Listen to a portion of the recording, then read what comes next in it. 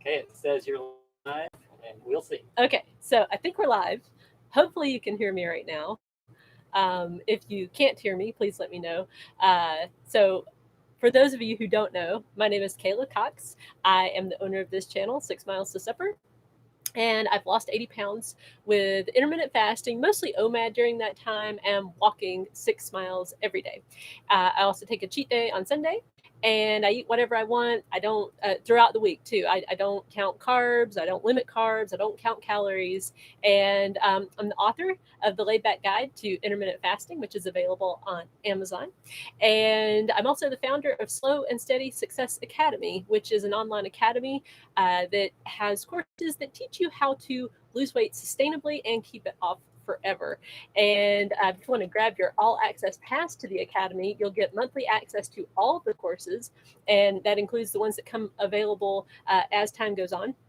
I had about one new course each month. And also, we do a private members only Facebook group, and I do a weekly live group coaching session in that group. So, with that, we can get started today with some questions. If you have questions you'd like me to answer during this broadcast, just leave it in the chat.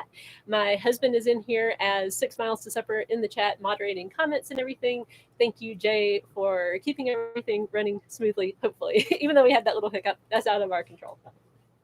So And we're good now. Everybody says good. okay. All right, good. Yay, yay, we're good. Okay, so let's start off with some questions from the YouTube community tab, which also I've been doing some polls this past week, and I found it really interesting. I asked earlier this week, what do people allow themselves to eat? You know, who are actually losing weight with intermittent fasting, and about 52% allow themselves all the food just like I do, and they are losing weight. And so it's pretty neat to see the breakdown of what people are doing over there. So let's get started. Lorena Ballou asked, I made it through my first week of OMAD and it was a breeze. Then the day after my cheat day, I got one whiff of food and became hangry, became a hangry monster. I had to apologize to my husband and kids, but how do you cope the day after cheat day? That's a good question. Um, that was something in the beginning I noticed more often. I would say it like never happens. I can't remember the last time that ever happened. I'm saying it's been, I think probably when I was first getting used to cheat day, I do remember that was like I was, I had to watch my temper and how I was kind of getting snippy sometimes. But it fades with time. It's like fasting is a skill, and it's just like with anything else. The more you do it, the more you get used to it, and the more your body just kind of acclimates to it, I think. So don't let that discourage you, that you had that one day where it was like that. And there could have been other reasons too, not just cheat day, but just, I think the best thing is to just kind of be aware of it, and then, next after your next cheat day, just kind of keep that in mind. Okay, I might be a little bit more emotional today, and then go from there. But yeah, I don't find that happens to me anymore. And congratulations, I'm glad OMAD's going well for you. OMAD, in case I didn't mention, 1 meal a day. That's all that stands for, and it's really that simple. OMAD Dad, who is Alan Hogan, and he did an intermittent fasting success story on this channel, which Jay will link to in the comments. And his story was great. And he asked, I'd like to hear you talk about your splurge days. Are they a free for all or more of a controlled splurge? And how wide is your window on those days? Thanks. So, I originally instituted the cheat day, day off from fasting, whatever you want to call it, splurge day, because the thing that kept tripping me up week after week was this breakfast that we had on Sunday mornings. My husband, bless his heart, would make these homemade chocolate chip pancakes, and every week it was this battle inside my head. Like I would, when I was starting to consistently intermittent fast, a lot of times it would take me off plan, but then other times when I'd say, okay, I'm going to do intermittent fasting, I would be trying to figure out like, okay, well, I ate, so now I'm trying to make my window, and it just never worked. So I finally started taking a cheat day and just said, I'm taking Sundays off. And so my rule for Sunday was simply, there are no rules. Like I would even allow myself like start eating at midnight if I wanted to. That only happened a few times early in the early part of cheat day history for me. But for me, so they started out as more of like, hey, that's a a way to make my plan even easier. If you can just stick with this really consistently for 6 days, because the 7th day you get to take that completely off. Having that and knowing that I had that and that I would not take that away from myself helped me to be really consistent through the week. And it really helped me in the beginning when I would like crave things during the fasting window. I would say, well, even if I don't have it with my supper tonight, because a lot of times that's awkward, I can have it on Sunday. And so it became this way over time, though, to just kind of have the day off. So it started out more as a motivational, like keeps me really consistent type thing. I still enjoy it. I still take the day. I find that I usually don't well, I would say like in the beginning it was like more of a I can just eat all day if I want to, and now it's more of a, I mean, sometimes I'll have like supper and breakfast and supper, and then other times I will have like breakfast, lunch, snacks, all that good stuff. It really just kind of depends, but it's not a day to just like overeat. Okay, like that was the one thing I didn't want to do, is I didn't want to just like gorge myself on food. I just wanted it to be a day off. Like I can eat whatever I want whenever I want today. I always eat whatever I want. It was just, it added in that whenever I want. So it just kind of, changes based on, what's going on in life. And I just really, my only rule at this point is just don't emotionally eat, so I want to always make sure I'm not like just eating, because I'm stressed out or something like that. Okay. And so my window, how wide is my window? It opens at midnight. And I mean, as far as I'm concerned, it closes at midnight. I generally get in bed by 9, sometimes 10. So that's when it would close for me. Thanks for the question. Joy, hopefully I pronounced it right. Did I say it right, Yes. Joy Harrington. I messed up the last name. How long did it take you to choose intermittent fasting but no eating plan? What did you try along your journey? Did you use a pedometer to measure your 6 miles of daily walking? Thanks for all your help. Well, okay, great question. So the first question, how long did it take me to choose intermittent fasting but no eating plan? So by the end of 2014, that's when I first heard about intermittent fasting. And I thought, oh, that sounds interesting. And so 2015 was the year of like experimentation. The one thing that I kept throughout my entire journey from 2014 all the way through was no forbidden foods, no like trying to go low carb, because I knew I didn't even want to be low carb for the rest of my life. You know what I mean? Like I want to be able to have cake and be around people who are eating carbs. And I'd seen firsthand from my own experience how, when you're trying to limit these things on a consistent basis, it's like it can just mess with you. So I wanted to learn how to eat all the foods. So that was like always in my mind. It was just trying to figure out like, how did I actually figure out how to lose the weight while doing all this stuff? So what I tried, so in 2015, I would, try intermittent fasting for a while, and then I'd quit because I was in a really big hurry, and then I'd try it again, and then I'd quit because it wasn't giving me fast results. I tried, in addition to intermittent fasting, and then sometimes I would like stop intermittent fasting and do this. I would try to like count calories.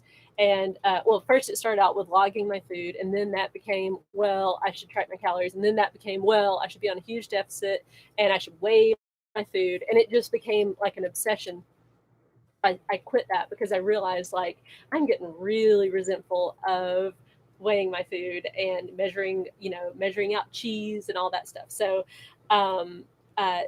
then finally at the end of 2015, I was pretty much at the point of like feeling like I wanted to give up. 2016, I came up with my plan where I said, okay, I'm just going to do this really simple plan. I'm going to do intermittent fasting, absolutely no forbidden foods. I'm going to eat whatever I want.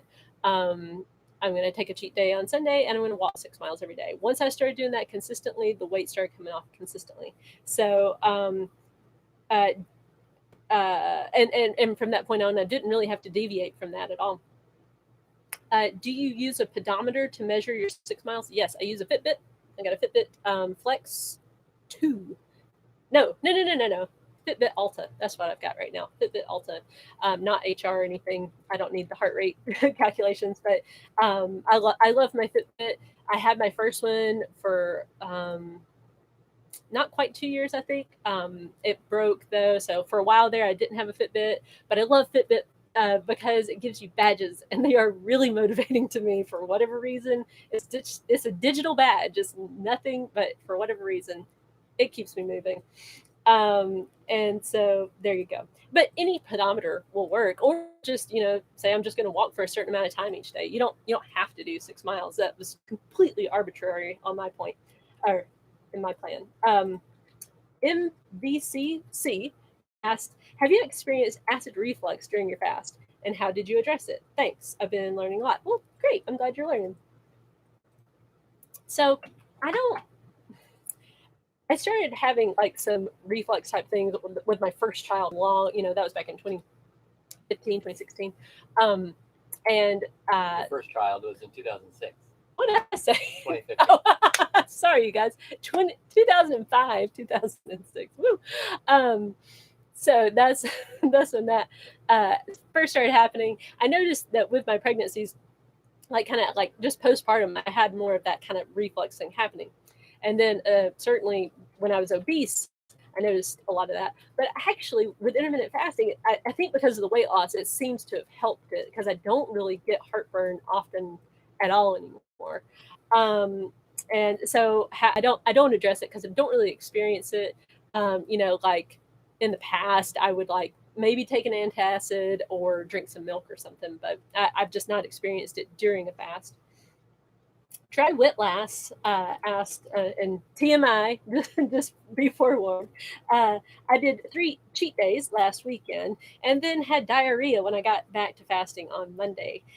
When you take a break from intermittent fasting for the holidays, do you experience gut issues as you hop back on plan? Any idea on what causes it? Okay, so I've never had this happen because of like going off plan because it's a holiday weekend, or for Christmas time, that's kind of a month of a lot of going off plan. But I've never had gut issues when I get back on plan. I tend not have a lot of gut problems anyway, I would say. I don't think I have a very sensitive stomach. In other words, like when I did my 5-day fast, coming off that thing, I broke it with like a meat and cheese plate and M&Ms. Like it was not a bone broth type breaking of your fast. So and I had no bad effects from that. However, there is a thing called dumping syndrome, which is maybe what you were experiencing, and I have experienced that. And that was, and I found this out kind of the hard way. Like if I had been fasting, and say it was like the afternoon, so like my last meal was, and actually, it can happen even sooner than this. I noticed it the first time. I had been fasting from supper the night before, and then I was in like the afternoon time, and I went to this little chocolate shop. I was on an artist date, so I said, okay, I'm gonna have some chocolate, even though normally I would have done Omad on a day like that. So I had that really high quality kind of like dark chocolate, and there was dumping syndrome going on. It was like, I mean, just right after I had eaten it, it was like, wow, okay. And so had to get to the bathroom really fast. So I thought that was kind of odd. I didn't really think much of it. Then, like a few weeks later, I had the idea of, hey, since I allow myself cream in my coffee, like I wonder what like just like a little spoonful of cocoa powder would do, because I was thinking kind of like a mocha type thing. I thought that'd be really cool if I could have that during the fasting window. So I drank it, and man, same exact thing happened. And apparently there's some sort of ingredient in chocolate that apparently I am really sensitive to when my stomach is empty. I've never experienced that otherwise. But anyway, so that's been my only experience with dumping syndrome. But I think everybody kind of varies on this. So some people just have more sensitive stomachs. So anyway, hopefully that helps you. Becca Ogden asked, I've been doing a 16-4 for 3 months. Felt it was too easy, and I didn't see a drop in weight. I've been doing a 24 for 4 weeks and lost 8 pounds. I've really enjoyed it. I don't get terribly hungry during fasting. Well, today I'm super stressed because I think I might be pregnant. I have 5 children already, and I was so done having kids. This stress tipped me over the edge, and I went back to the pantry and ate. I wasn't due to eat for another 6 hours. Do you ever get so stressed that you break your fast early? I'm not trying to beat myself up about it, though. Well, first of all, Becca, don't beat yourself up because that never helps, right? I've learned how to do that over time just because it really doesn't help anything at all. It doesn't help you to be more consistent if you just sit there and berate yourself. Being really nice to yourself, really forgiving yourself quickly and completely is important. And also, if you're pregnant, congratulations. I know that I can only imagine how that might knock the wind out of you. You've got your hands full, but I'm sure that if you are pregnant, you will love this baby, and it will end up being this thing you look back. It's like, wow, it was such a blessing. It just seemed like a shock at the time. I can't speak from experience on that, but I know that you're going to do fine, no matter what the actual situation is right now. But as far as have I ever gotten so stressed that I would break my fast early? I'm really trying to think about this because I'm trying to think of back. I mean, because it's been several years, and I don't want to try to say that I was more consistent than reality.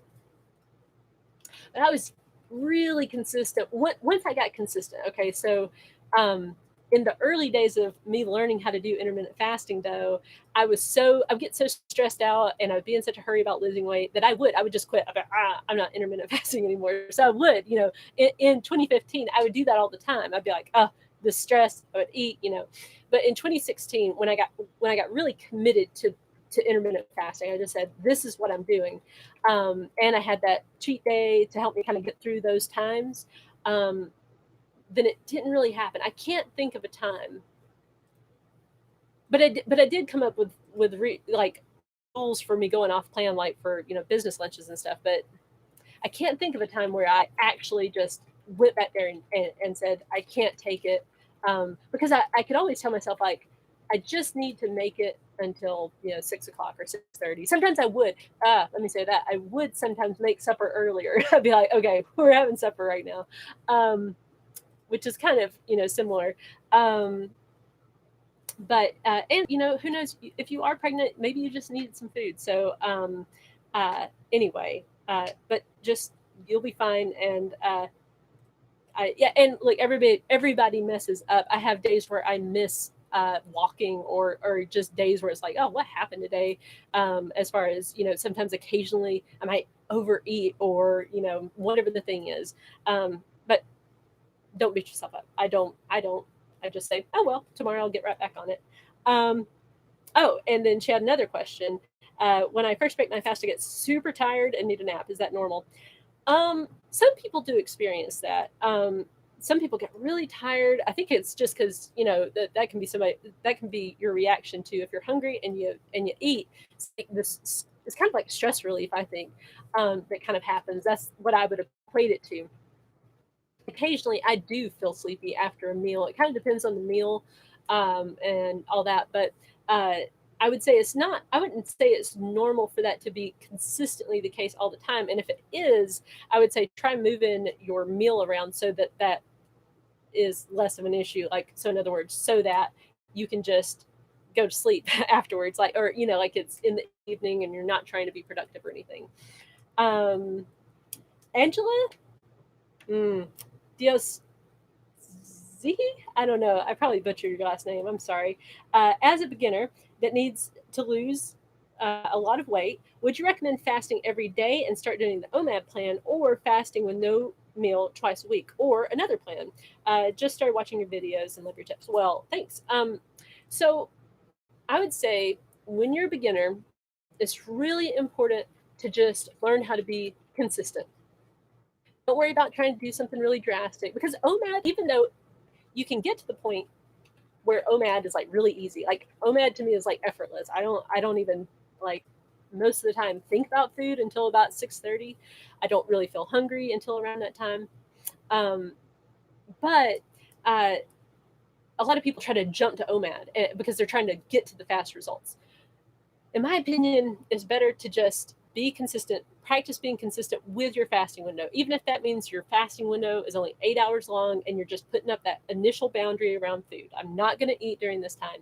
And then you just push breakfast out, make breakfast a little later in the day and then push it out until you get to lunch being your first meal. That's the way I did it. And I think it served me well because it helped ingrain that habit of fasting into me. Because it's an adjustment. It's a different way of eating. It's probably going to be different than what the other people in your household are doing. So I like to recommend the gradual approach. Don't be in a hurry, though. That would be the main thing I would say. Don't be in a rush. Like, if you can figure out a plan that will help you lose like a pound a week on average over time, I think that you got a winner, and I would focus on making it easy, something you can stick with. Okay, keeping it clean asked, hi Kayla, I've been doing 16/8 for a week and no food is off limits. This is helping me with my emotional and comfort eating, and I'm able to make more conscious decisions when it comes to overeating. Thank you for all your support. Oh, well, great. Is it necessary to move on to Omad, or is success achievable on 16/8 on the long term? Okay, so this is a great question. So I've talked to a lot of people who have had great success on a 16/8. It's gotten them all the way. And actually, some people have said they've had better results. Like, they've tried both. They've tried 16/8, they've tried Omad. They have better results on 16/8.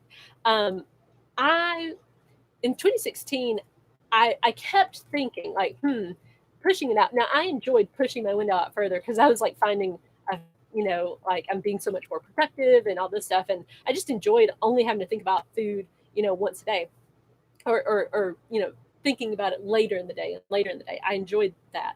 But I kept thinking, but Omad's going to make it a lot quicker. And it really didn't. When I look back at my numbers, I was losing about a pound a week either way, maybe just slightly more on Omad, like maybe like 1.16 pounds versus like 0.9 something pounds. But even that, it wasn't long enough to really see like which one, and because there are so many other factors that are going on in life. But in general, I don't think it makes that much of a difference. I would say if you're having results on 16/8, ride that until you don't have results on a 16/8, and then maybe push out your window a little bit more, especially if you enjoy a 16/8. Okay. So here's a question from a email newsletter subscriber. She said, I have a serious doubt about food quality and quantity.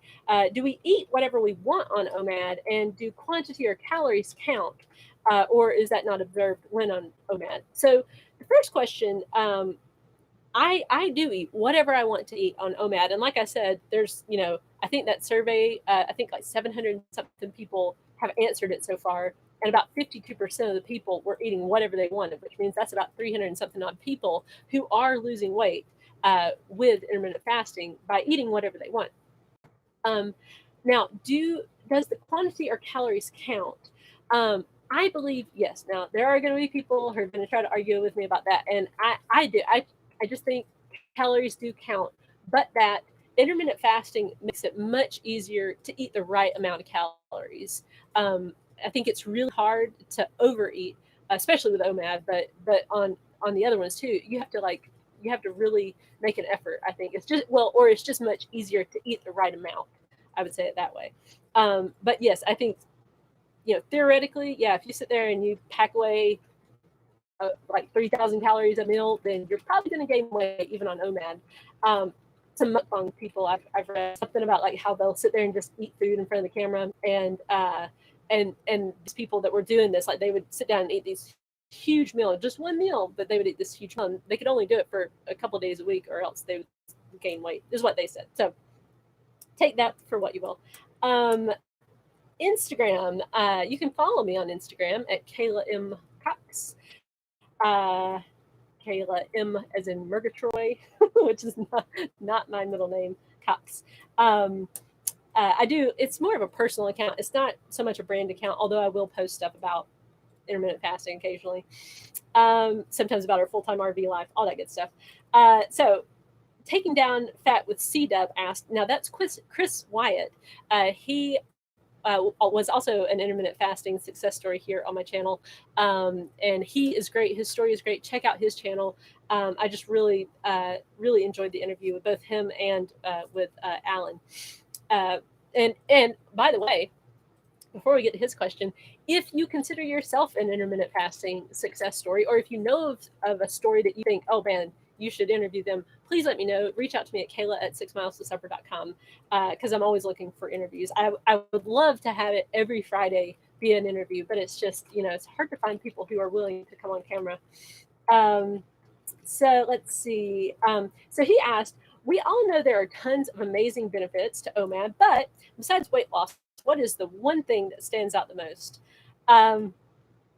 It's so hard to pick like just one thing.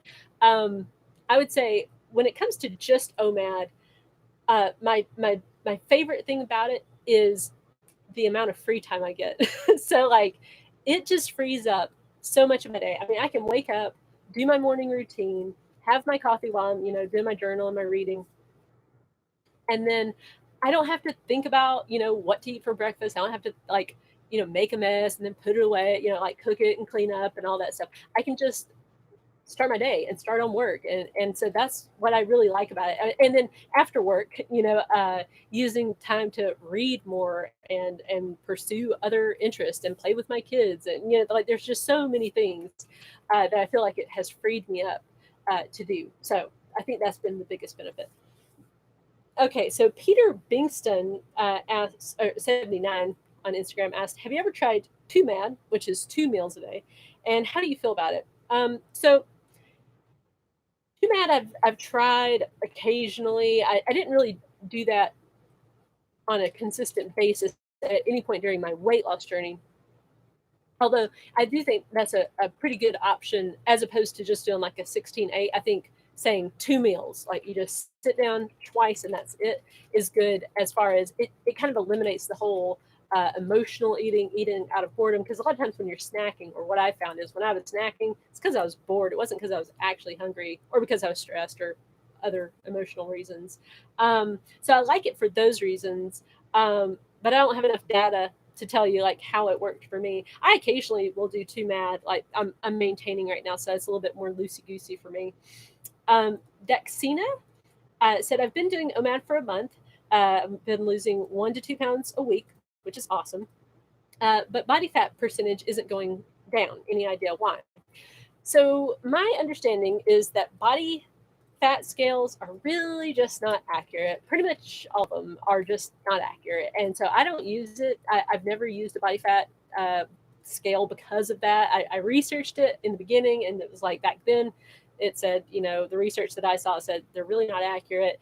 And so as time went on, I just recently looked it back up, and I still found the same thing to be true, that they're really not that accurate.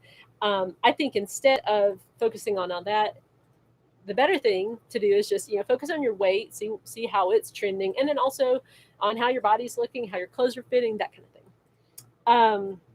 Okay, now let's get to some live chat questions. F. Young asked, on one of your videos for beginners, you said you would intermittent fast for 5 days and cheat Saturday or Sunday. On those 5 days, did you eat nothing or just cut your hours that you're eating? Thanks for all you do. Okay, so intermittent fasting 6 days a week. Now, if I misspoke in one of those videos, or maybe it was like you see, sometimes I do misspeak, like when I said I had my kid in 2015. But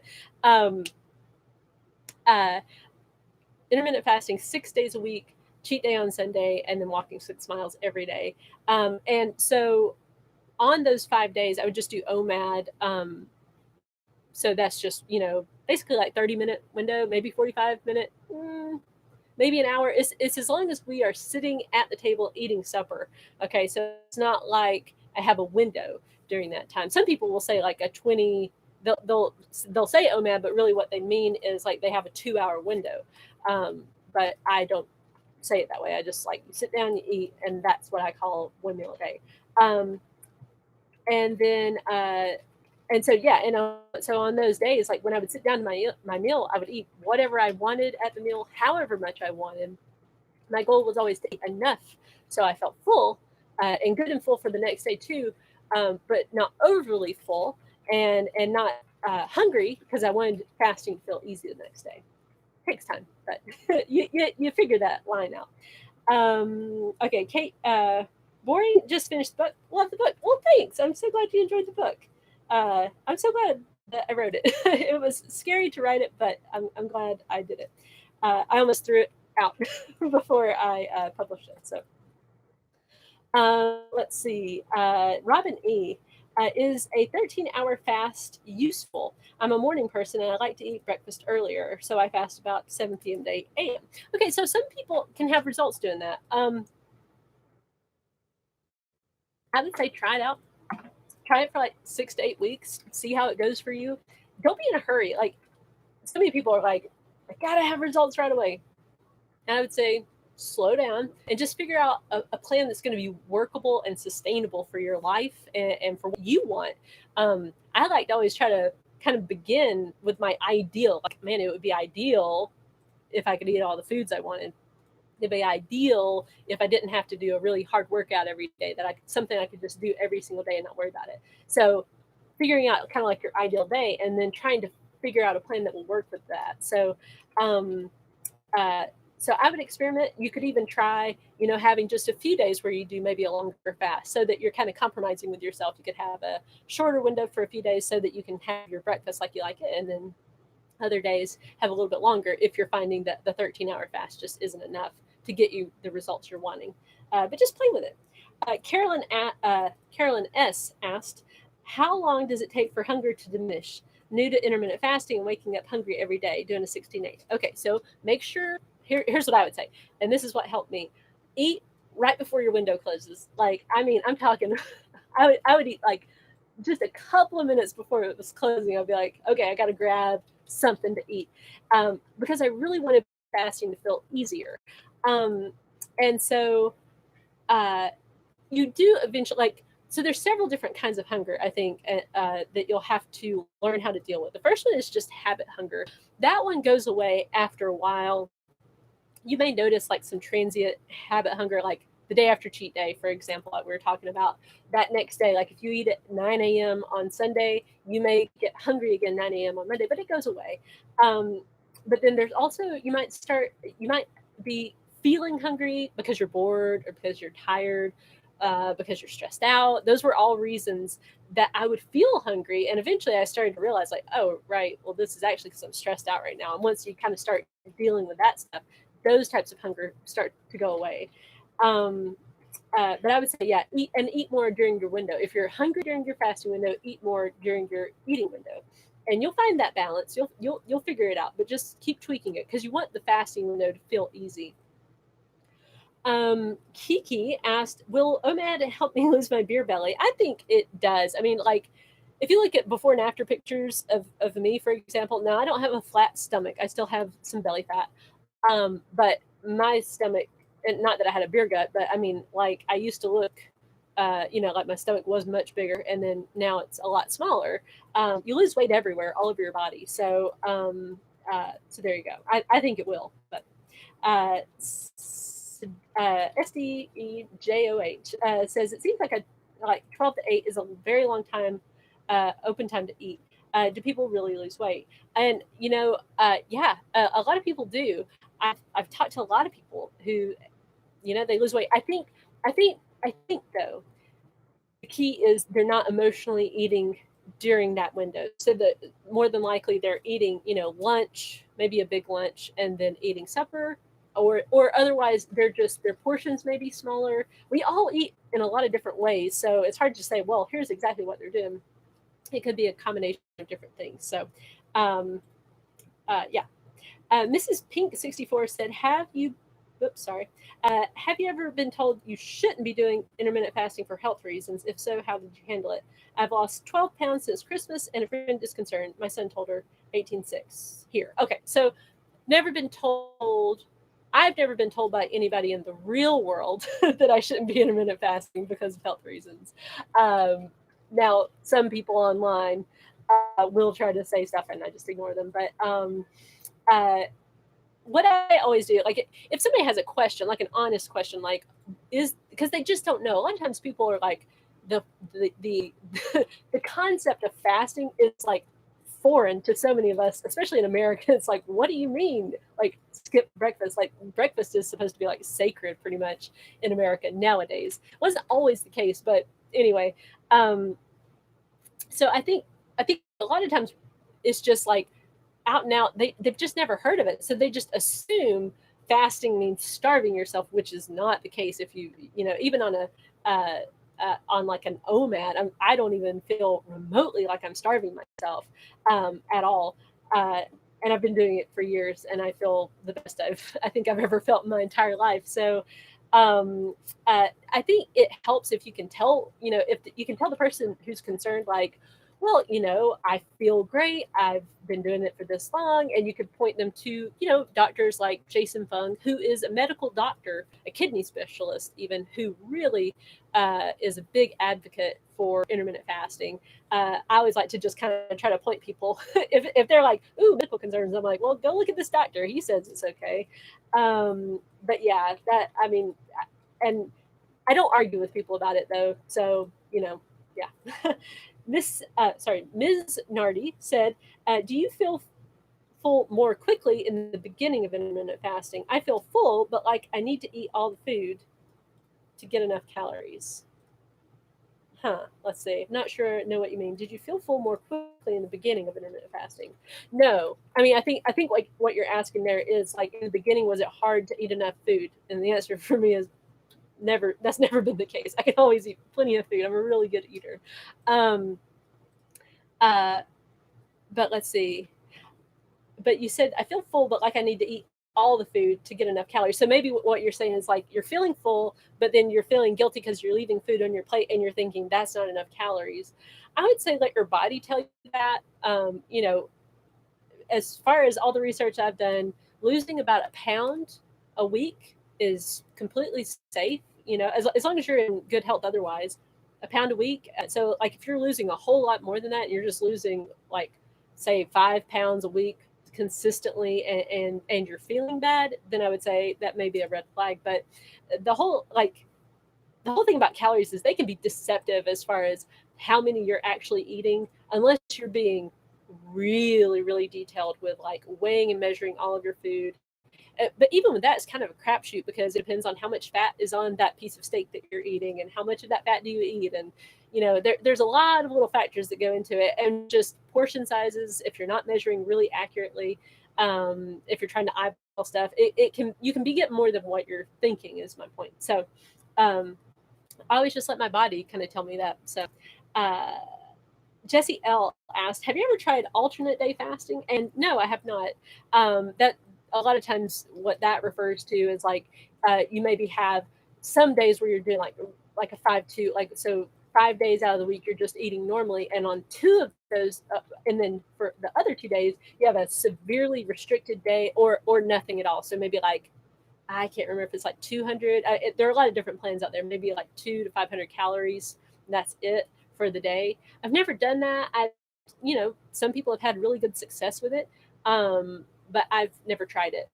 I have thought like that might be an interesting experiment to run, but I just like my plan, so I haven't really ever messed with it. Kathy asked, Omad, like keto, worked for a few weeks and then nothing. Now juicing once a day, water in between. Have you heard of this happening? Is my metabolism dead? Your metabolism's not dead.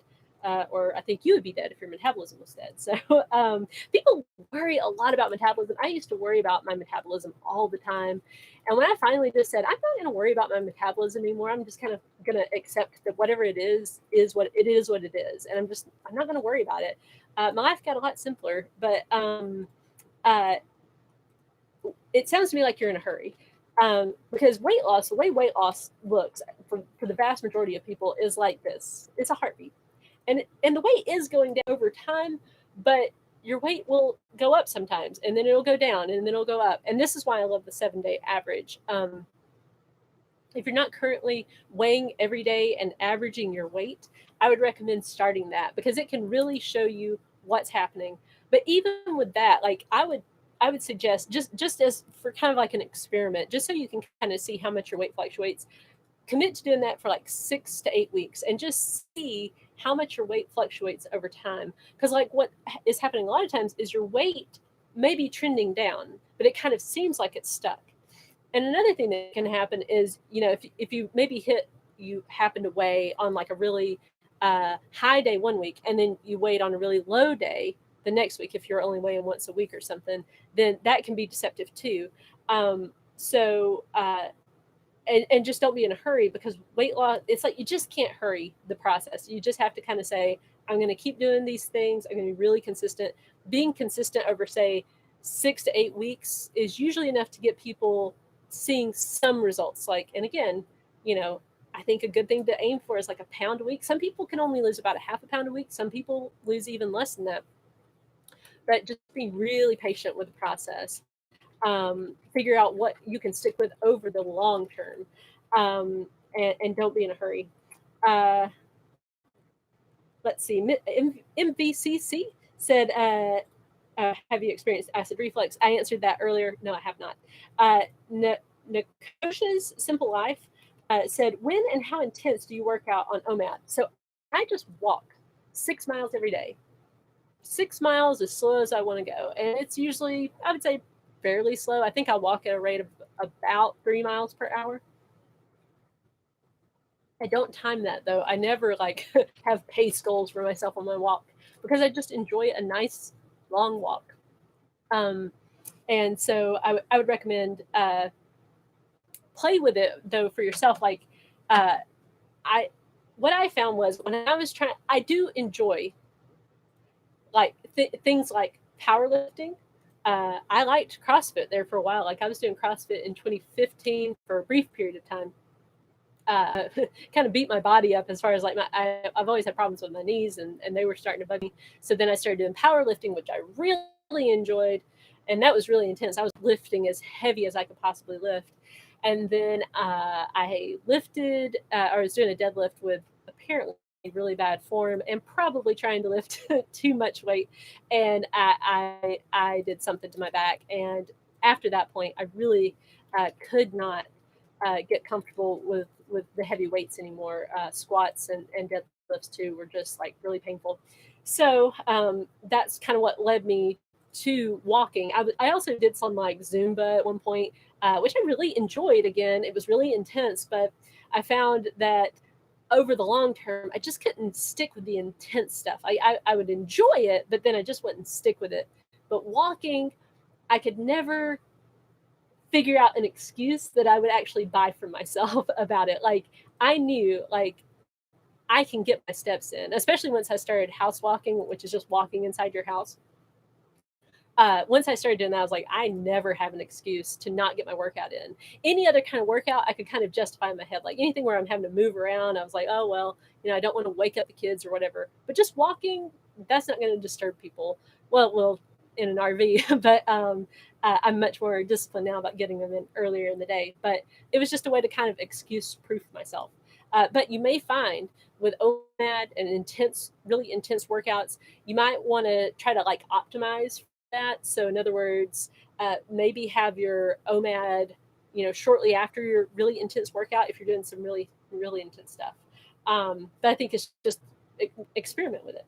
But I would say the walking, when I was actually doing Omad, it was only walking. And now the only thing I do in addition, I've added in push-ups. I'm trying to get to the point where I can just do a lot of strict push-ups. I'm able to do 3 now. Did I do 3? I think I did 3 in a row today, so which is exciting, because I started out being able to do none. Okay, let's see. Linda Schilt taught me control when I first started. Do you feel more control after you started? Yes. Man, I had a really big problem with controlling myself around food before I started intermittent fasting. Like, I think because I'm really good at convincing myself, like if I want to talk myself into something, I'm really good at that. Like, I can just be like, well, what difference does it really make if I have this other chocolate chip cookie? Like, in the big scheme of things.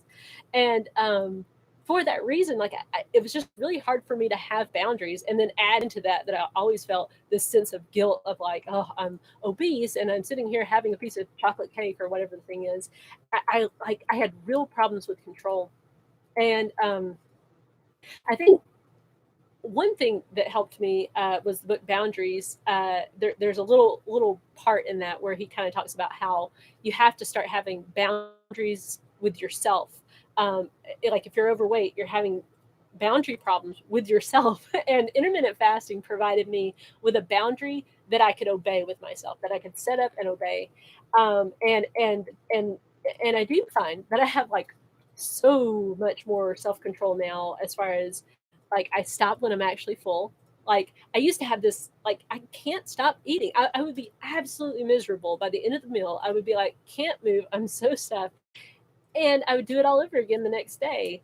Um, but now it's like I can't even remember the last time that really happened to me, where I just felt like at the end of the meal, like, wow, you really overdid it, because I just have more self control and I can be around food. Like uh, as a good example, my son made these chocolate no bake cookies, like oatmeal cookies is what we call them, but there were little pieces of them on a pan out in our RV, which is like, I don't know, maybe 200 square feet or something like that, or maybe more than that. I don't really know how big this thing is, but the point is, those cookies were out on that tray all day yesterday. They're out, any other time before intermittent fasting, I would have devoured it. I would have maybe not devoured it. I would have like kept picking, and eventually gotten that thing all cleaned off. But with intermittent fasting, oh, and this reminds me, I can't remember now who asked it, but the woman who thought she was pregnant,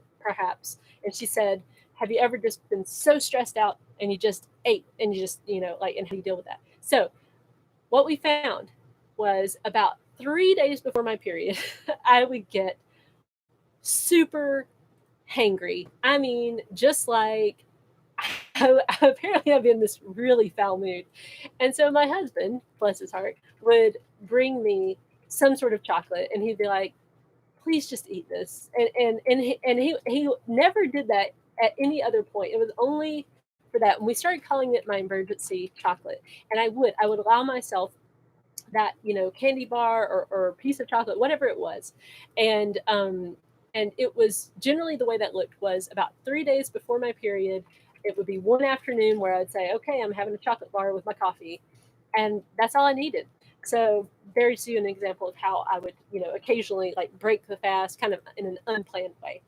Um, so does OMAD help regulate it? I mean, I'm not a doctor, but uh, so I don't know. I can't tell you. And of course, you can talk with your doctor and see if there's maybe any other kind of issues going on. Anne McCabe said, doing a 24-hour fast, and I'm on day 2. Drinking water, tea, black coffee. Can I take my meds? Feeling exhausted all the time. So I'm not a doctor, so I can't tell you for sure one way or the other. But I have had people tell me that basically usually the foods that you need, and this is because they've actually asked their doctor. I have not talked to a doctor, and I am not a doctor, but they've said that their doctor has told them that basically the whole eating some food with the pill is to help your stomach to not feel upset with the food. So it only really requires just a little bit of food, maybe some milk or something like that. So so you could try, just, and I would say certainly take your medication, like figure out a way to take your medication.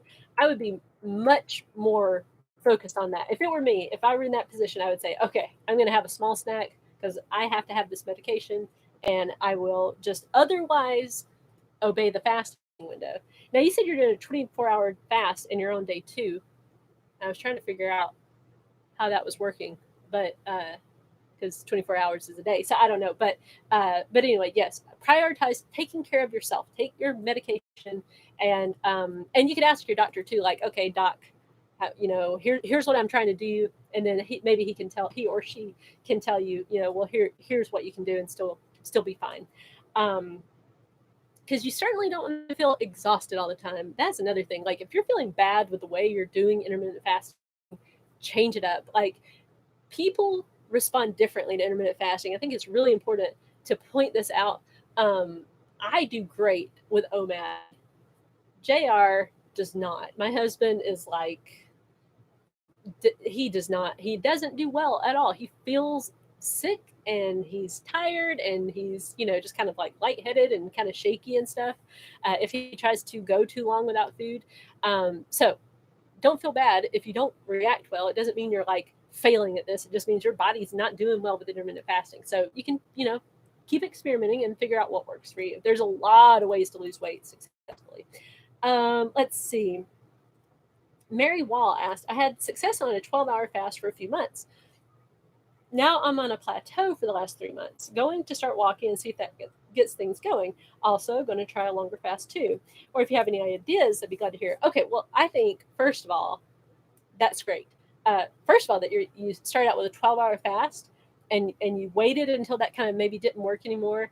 And you said you've been on a plateau for 3 months. So the only thing I would say is whenever I hit a plateau, here's what I would always do. I would ask myself, am I being consistent on the plan, or have I kind of like started going off plan? Because you'd be surprised how often those little things add up. So if you really like your 12-hour fast and you're like, I don't really want to have to change that, I would say like for the next like week or so, just monitor yourself and see like, have you been really consistent, or have some habits started to kind of come up where you've maybe been breaking the fast early. And then but I do love your attitude as far as like you're gonna start walking, like a small little thing, like you're gonna make a small little change and see how that goes. I would say, I think the easiest thing to do if you're already, at a 12-hour fast and you're being really consistent with it, pushing it out an hour, or however much you feel comfortable, and just doing that would probably be the easiest way. I like doing things like every day, or 6 days a week or whatever. It just helps me because I'm not good at like doing this thing Monday, Wednesday, Friday, and this thing Tuesday, Thursday, Saturday, or whatever. Like my brain doesn't work well with that whole thing. So I would just say it sounds like you kind of have a good idea of what may work, and so just keep experimenting. Don't get in a hurry. And then, some people like to throw in an occasional longer fast. That doesn't really work for me because we have family dinners in the evening, and I just really enjoy that time with my kids, and I don't want to sit there and not eat while they're eating. Um, so, yeah, so that's what I would suggest. It sounds like you're on exactly the right track. Azra Baker said, Hi, Kayla, can you please tell me how you do the weekly average weight? Okay, 7-day average, super simple. You take your weight for the past 7 days, and then you add them up and divide by 7, and that gives you your 7-day average. Now, there are a couple of apps that can do this for you. Libra Scale on Android, or Happy Scale app on iOS will do that. I have a spreadsheet. It's free. You can download it, and it will calculate it for you as well. Or you can just do it with your own, pencil and paper, or a spreadsheet that you make or whatever. And I do that so the way I have my spreadsheet is it calculates a new 7-day average every single day. So with every new day, you have a new 7-day average. The Fitbit app will do your 7-day average, but it only shows you once a week what it is. So like on Sunday, I think for me, it'll show me the 7-day average. Let's see. Tickety said, what do you do for leg cramps? Since I have extended my fasting, it's getting bad. I'm drinking water and taking in salt. Okay, so I have not had leg cramps. Back when I was a kid, I would get them after basketball practice, but I have never had a leg cramp. I say that, and I'll probably have one tonight, but never had a leg cramp with intermittent fasting. But you did say you've extended it. You didn't say about how much, but if it's starting to bothersome, and it sounds like you are getting your electrolytes, magnesium. You didn't say anything about magnesium or potassium. So there's some stuff that I used during my 5-day fast. I think they call it just Keto Aid. Yeah, Keto Aid. It's like potassium, a certain amount of potassium, a certain amount of salt, and you just mix it up in water, and that's what I did. And I would like do I think for a few nights there I did the like a, what do you call it, Epsom salt bath, foot bath, just to try to prevent the cramping. But that's all that really has worked for me. But like I said, I haven't really had to deal with that.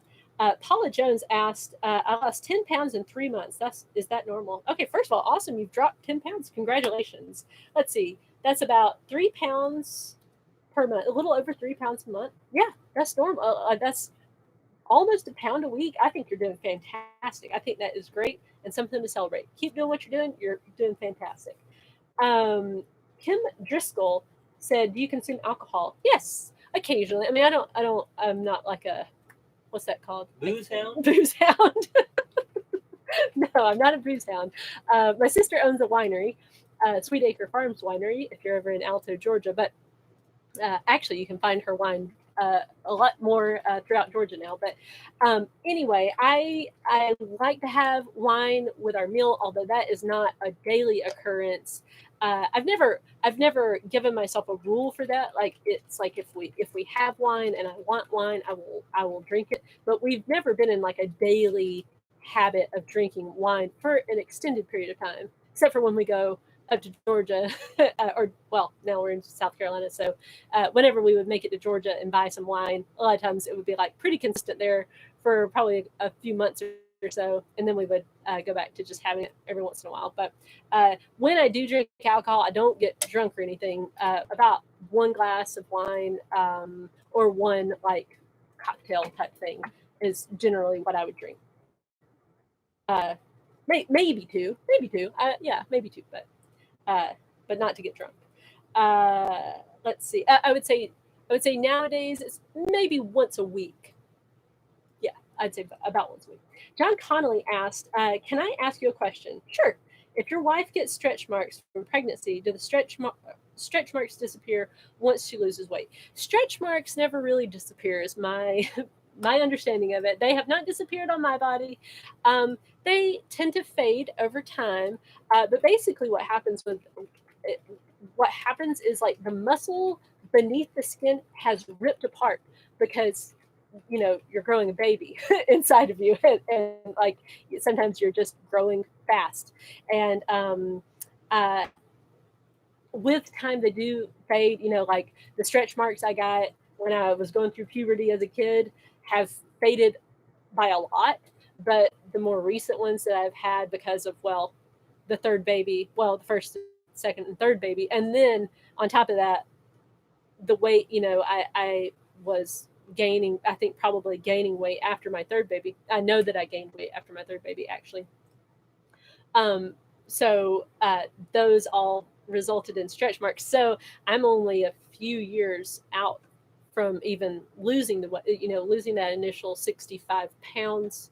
That was not quite 3 years ago. So I still definitely have stretch marks. And I would say your wife is probably going to be pretty self-conscious about them. Most women are. And reassurances from you would probably be greatly appreciated. I'm just speaking as a woman. So Katie Hohenstein said, "I'm doing really well with the 24 method, so 20 hours of fasting, 4 hours of eating. But I often worry about getting the amount of calories I'm eating during my window. I know you don't count calories, and I don't want to either, but I often wonder if I should." So the way I kind of approach this, I've already kind of talked about like my kind of initial thoughts on this, but I think that here's the thing. For a long time throughout human history, we had no idea how many calories were in anything, right? And we did fine. I mean, like obesity wasn't this huge rampant thing. And nowadays it's like we get so like, oh, I don't know how many calories I'm eating. And I just kind of think like, I don't know that should be such a concern. I think your body will kind of tell you, are you getting enough or not? I think it will show up in a negative way if you're not getting enough. Like you will lose weight way too quickly. You'll feel really bad. You might lose your hair, like start losing your hair and all that kind of thing. But otherwise, I think you can kind of just not have to count. That's why I have that philosophy. So, BS Cheney 2000, I think this will be our last question today. Would it mess up my fast if I change my fasting window while on vacation. I'm doing a 16/8 fast. Okay, so when I go on vacation, I go on vacation. And on the vast majority of vacations, that means I go off plan. Like I want to enjoy that vacation to the fullest. Now we're full-time RVers, so this has gotten a little bit cloudier because like we're kind of always traveling, and so I've had to kind of learn how to navigate that. But generally speaking, like I want to fully enjoy that vacation. And what my philosophy is, I want it to fit with other people too. Like I want to be like thinking about how will my fasting affect other people. Now I know some people will be like, well, you shouldn't even care what other people think. Well, it's my family. Like I want my kids to have a good time and I want my husband to have a good time. And it's not going to be too fun if it's like, let's all go get ice cream right now. And it's like, I can't eat yet, and so I'm going to sit there and watch them eat ice cream. Or let's go get donuts this morning. And, I mean, you can see what our vacations are like, I guess. But, it's not going to be that fun for anybody if I sit there and just watch them eat. Even if I'm fine with it, they're going to be more affected by it. So I like to try to say, what is this vacation going to be like?